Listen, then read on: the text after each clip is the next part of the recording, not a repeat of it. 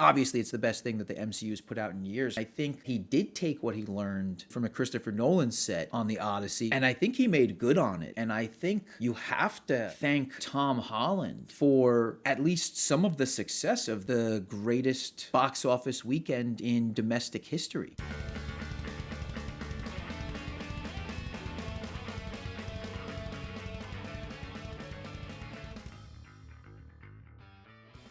Tom Holland might become one of those actors that starts taking braver and braver choices, because I remember when I heard during some Odyssey press that he was doing for his role as Telemachus in the Odyssey, in Christopher Nolan's The Odyssey, he was talking about how after he saw how Christopher Nolan worked a set and a script and arranged shot after shot after shot, after he saw that, he went back to his team at Spider-Man and said, we need to do things differently. And he started to take a creative role in the process of creating that script, locking down the story, and locking down, some of the production, basically. And I remember thinking to myself, this is going to be a good thing or a bad thing. And the bad thing would be if he let his star power take hold of a good movie and ruin it, and that does happen from time to time. I was worried that this kid was like, I just did a Christopher Nolan movie and now I know I'm the best, and so you're going to listen to me and make my Spider-Man movie. And I was hoping that, even though the trailers looked good, a good trailer doesn't excite me anymore, because I've been taken so many times, right? Like I've had my heart broken so many times with a good trailer. I think even Madam Web has a good trailer. So trailers don't sell me, and sometimes if the trailer looks too good, I just assume it's a bad movie. Anyway, I was hopeful that this would be good because he's had a good run of Spider-Man movies, and I enjoy Homecoming, Far From Home, No Way Home, and now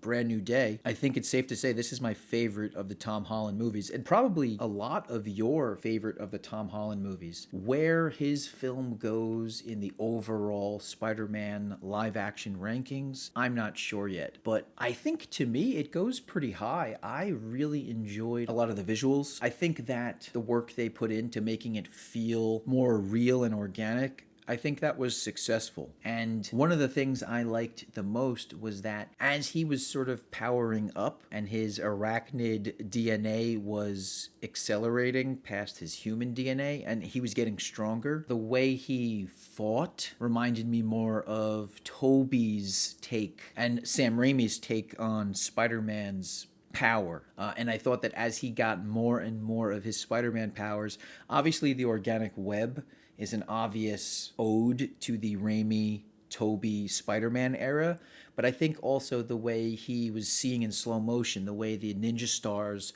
passed by him, reminded me of the fight he had with Flash Thompson in the hallway, where he was seeing in slow motion. So he was gaining a lot of Tobey's powers, and they were seen as the quote-unquote, the power-up. But I also thought that visually, he looked bigger and stronger, and he reminded me of Tobey's Spider-Man in a way I wasn't expecting to see.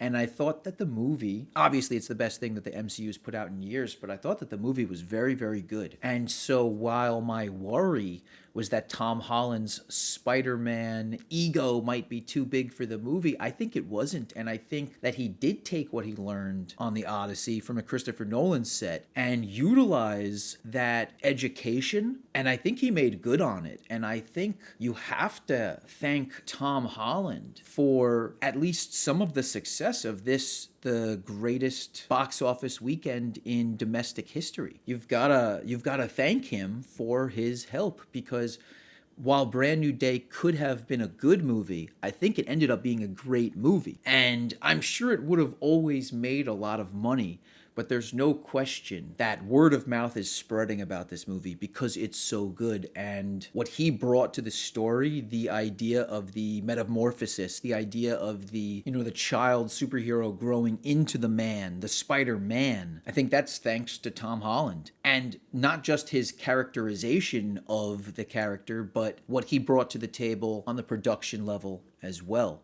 He did it. Tom Holland did it. the biggest weekend in domestic box office history is thanks to this guy. And now I think I look at Tom Holland as a different type of actor. Not as like a leading man, but as a smart taker of roles. And I think that is like the best thing that you can ask from an actor. Are they taking good roles? And, you know, one of the things that I think a lot of people like about Robert Pattinson right now is that he's always doing an interesting role. Even his take on Batman is interesting, right? He's not playing standard playboy Bruce Wayne. He's got his own take on it. And I think that's what people like in the end about, you know, their favorite actors. Now, I think it's cool to compare the two movies together because, you know, his role in both movies is extremely different. On Spider-Man Brand New Day, he is the alpha. He is the leader. Not only is he first on the call sheet, but he is, at this point, I mean, an incredibly successful star, and especially in this role. So here he is in his movie, and he's leading the character, he's leading the growth of this story, and he's working with director Daniel Destin Cretton with the production and helping to mold this film. While simultaneously, as Telemachus on the Odyssey, he is an actor in a Christopher Nolan movie. And I think there's probably interview clips where you can find it. His experience working with Nolan on the Odyssey, it opened his eyes up to another world of film production. And I think, you know, he's been unlucky in the other roles he's taken, whether it be Uncharted or the one that I can't think of with Daisy Ridley. I can't think of what that's called. And you know what? I don't even want to look it up because the movie's so bad. Let's just forget about it and cherry with the Russo brothers.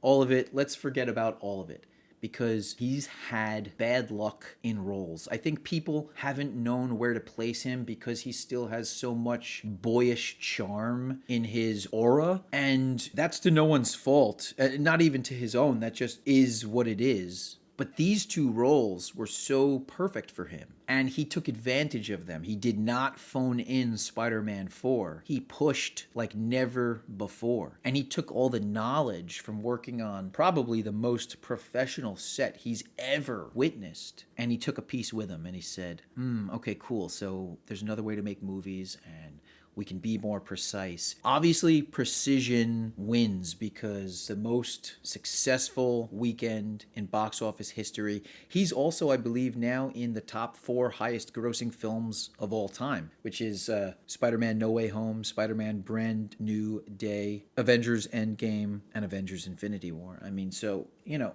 bravo, dude, that's awesome. I'm excited now, like never before, to see where Tom Holland goes next. Thanks for listening. If you liked what you heard, if you want to hear me rant, hit like, hit subscribe, comment down below. Subscribe here for more Film School Dad rants. See you next time.